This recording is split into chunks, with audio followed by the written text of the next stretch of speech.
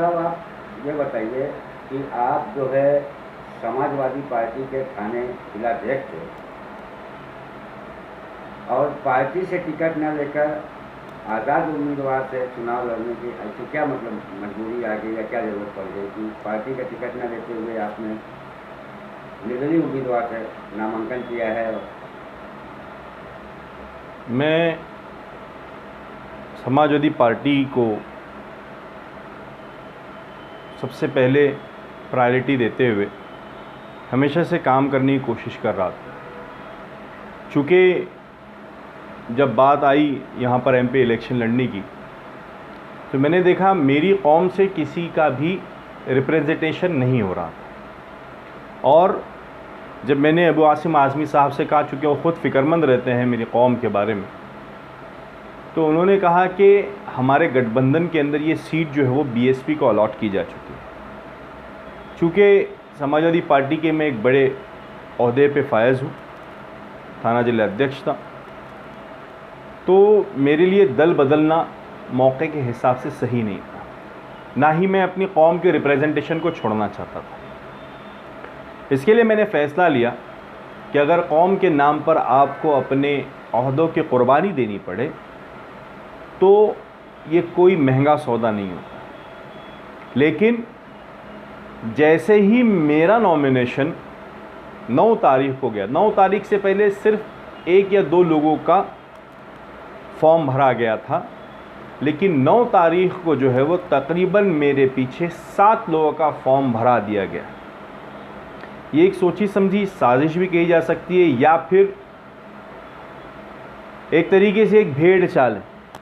लेकिन मैं अपील करना चाहता हूँ मुमरा वासियों से, कल्याण लोकसभा वालों से, कि आप जो है वो सोच समझ कर वोट करें।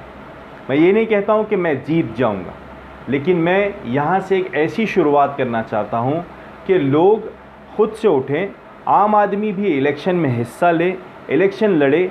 और ये जो गुंडे लोगों के हाथ के अंदर आप लोगों ने इलेक्शन की बागडोर सौंपी हुई है, जो पैसों के बल पे, जो ताकत के बल पे, जो शराब बांटने के बल पे, जो गलत कामों के बल पे चुन कर आ रहे हैं, उनको इस प्रोसेस से दूर करें। एमएलए का चुनाव है, ये बहुत बड़ा कार्य क्षेत्र है, लोकसभा का चुनाव हो रहा है, इसमें मुद्दे क्या हैं आपके पास? किन मुद्दों को लेकर आप आवाम के बीच में जाते हैं? देखिए, मुद्दे तो मैं समझता हूँ कि आम मुद्दे जिस तरीके से होना चाहिए, पार्लियामेंट्री सेशन के हिसाब से एक पार्लियामेंट्री जो एमपी होता है वो अपनी आवाज़ ऐवान में जिस मुद्दों को लेके, जैसे वाइड जो गोल होता है वो लेके जाता है।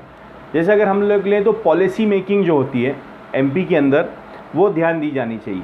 मैंने आपको पहले कहा कि मैं अपने शहर के लिए काफ़ी फ़िक्रमंद रहता हूँ, ना सिर्फ मुमरा के लिए बल्कि ये पूरा कल्याण हल्का अगर आप देखेंगे तो इस वक्त जो है वो सबसे ज़्यादा मार पड़ रही है इलीगल कंस्ट्रक्शंस और जो रोड की जो ट्रैफिक के इश्यूज़ हैं उसकी पड़ रही है।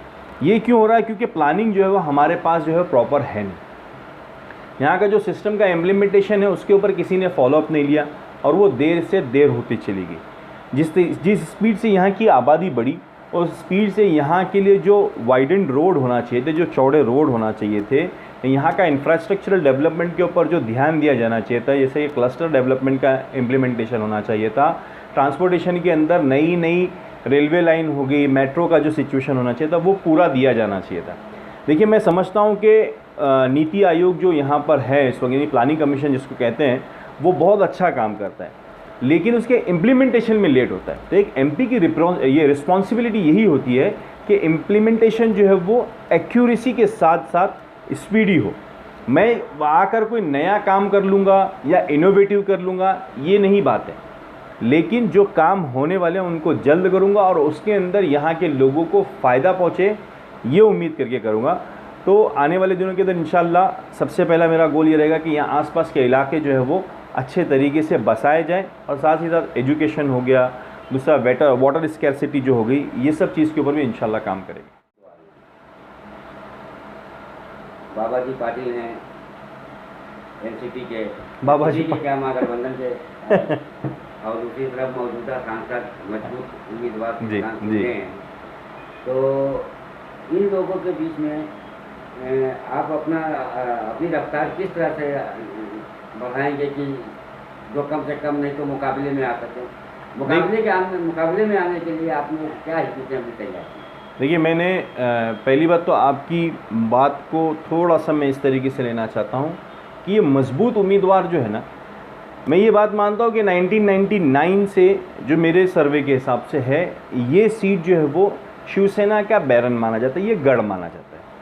तो देखिए, इससे पहले जो आनंद परांज पे जो यहाँ के एक्स MP रह चुके वो शिवसेना से थे तो वो जीत रहे थे। अब जो वो NCP से खड़े हुए तो बहुत कम वोट मिले और फिर इतनी डर लगा कि यहाँ से भागकर थाना जाके लड़ रहे हैं। उसी तरीके से दूसरा जो कैंडिडेट आज लड़ रहा है वो मजबूत कैसे हो सकता है? वो पहली बार कॉरपोरेटर बना है, पहली बात तो ये, यानी वो पॉलिटिकल आदमी नहीं है।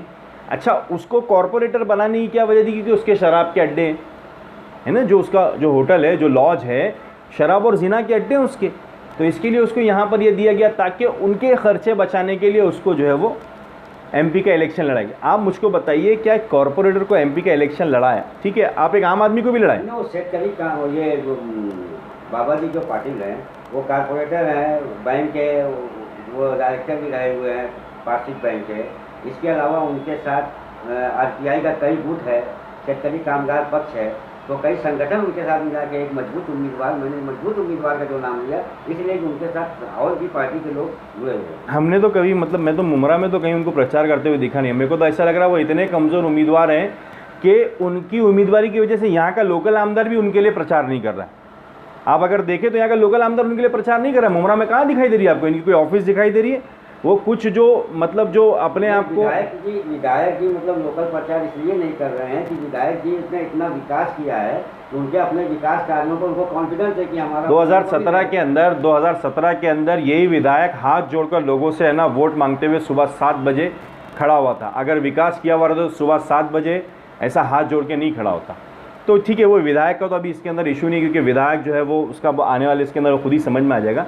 मैं बात करता हूँ कि ये इतना कमज़ोर कैंडिडेट है बाबाजी पाटिल कि उसके लिए उसकी टीम भी प्रचार नहीं कर रही है, आप अगर देखें तो। और रही बात, देखिए, तो भीड़ जो लेकर आते हैं तो 300-400 वाले, वो डॉक्टर मुमताज़ शाह का एक वीडियो मैंने देखा था जिसके अंदर बोलता है कि वो किसी के बाप का नहीं है, शमीम खान के लिए हमने 300-300 रुपये दे के जो है वो, तो पैसे दे के तो भीड़ बुलाई जा सकती है। तो ठीक है, मुद्दा ये है इस वक्त के जो 2 कैंडिडेचर के अंदर मेरा एक सिंपल सा रिप्रेजेंटेशन का एक मामला है। मैं चाहता हूं कि आप मेरी कौम को, मेरी माइनॉरिटीज़ को जो है वो नेग्लेक्ट करके नहीं चल सकते। आज इसका फ़ायदा नहीं होगा, मैं समझ रहा हूं मैं नहीं जीत पाऊंगा, आज इसका फ़ायदा नहीं होगा, लेकिन मैं एक ऐसी ईंट रखना चाहता हूं जिस पे चढ़कर आने वाली नस्लें जो है वो, या तो मेरी आने वाली नस्लों में, यानी इस इलाके के अंदर, नस्ल का मतलब मेरे इस इलाके के अंदर से MP भी होगा, यहीं का MLA भी होगा, और यहीं के मेयर और जो दूसरे बड़े ओहदे होते हैं उस पर भी काबिज होंगे। ये जो लोग एक साजिश के तहत मुमरा को छोड़ करके, मैं यहाँ का लोग बोलते हैं ना भूमिपुत्र होते हैं ना, भाई हम मुमरा को रिप्रेजेंटेशन देना चाहते हैं।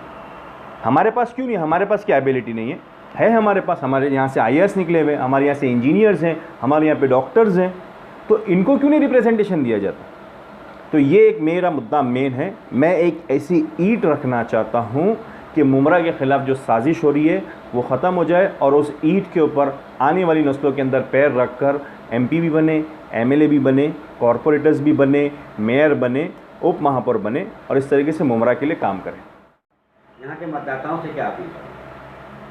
मैं मुमरा, कलवा, दीवा, डोंबिवली, कल्याण और पूरे कल्याण पार्लिमानी हलके के लोगों से अपील करना चाहता हूँ, खुसूसी तौर पर तमाम माइनॉरिटीज़ से। मैं उन सब लोगों से कहना चाहता हूँ जिनके पास लोग वोट मांगने नहीं आ रहे, ये आपका जमहूरी हक है। आपको इस रिपब्लिकन कंट्री के अंदर जो गिफ्ट मिला हुआ है उस गिफ्ट का यूटिलाइजेशन करना है, आपको वोट देने के लिए निकलना है। आप सब कामों को, छुट्टियों को थोड़ी देर के लिए पीछे डालें और 29 अप्रैल को सुबह से अपने घरों से निकलकर ख़ास करके अपने पसंद के कैंडिडेट को वोट करें। मुझे वोट करें, अपने को वोट करें। मैं कल्याण पार्लिमानी हलके से पार्लियामेंट्री जो ये सेक्शन है यहाँ के मतदाताओं से, यहाँ के वोटर से ये अपील करना चाहता हूँ कि आप 29 अप्रैल को टॉर्च की निशानी, जो कि मेरा निशान है, मैं वसीम सैयद एक आज़ाद उम्मीदवार आप सबसे अपील करना चाहता हूँ। 30 अप्रैल 2019 इंडियन डेमोक्रेसी के लिए एक बहुत बड़ा दिन।